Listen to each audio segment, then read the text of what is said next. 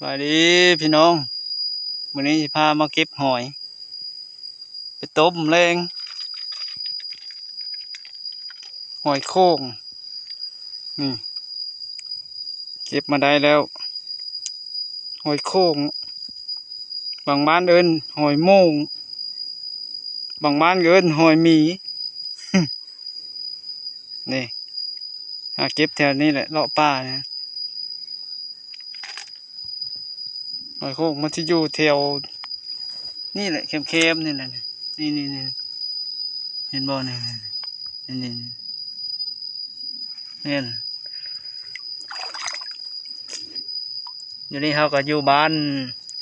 ท่ากุกเคนเมืองแซมโพทงแขวงคำม่วนนะวันนี้มาเลาะเก็บหอยมันนี่หอยจูบก้นเดียวให้มันนี่หอยจูบก้นเดียวนี่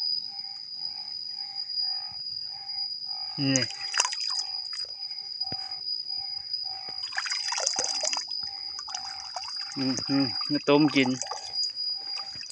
แซ่บนี่หอยจูบนี่หอยจูบเอิ้นหอยจูบเงินน้อยทำเอาหอยจูบเอาแต่หอยโข่งหอยโม่งนี่ตัวนี้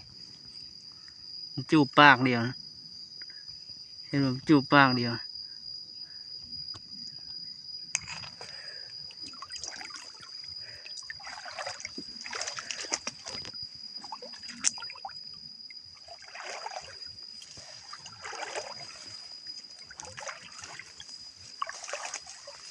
นี่หาเก็บแถวเลาะตะพัง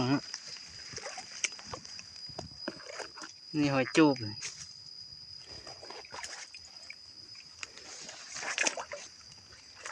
่หน่อยนี่หน่อยนี่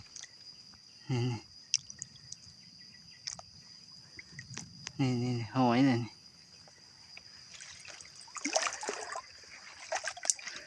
เห็นอย่างแล้ว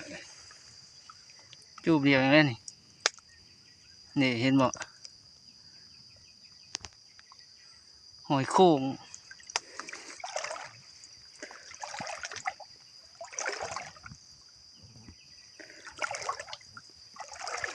เก็บเลาะแถวตะพังนี่ด้วยนี่เห็นอย่างแล้วนี่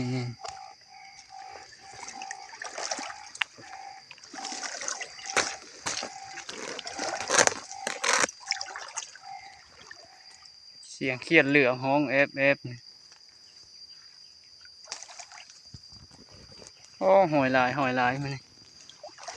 นี่ตัวนี้จูบเดียวแล้วนี่หอยตลาดเขาเก็บไปขายโล25คนนั้น25,000 กีบนี่หน่อยนะอยู่ใน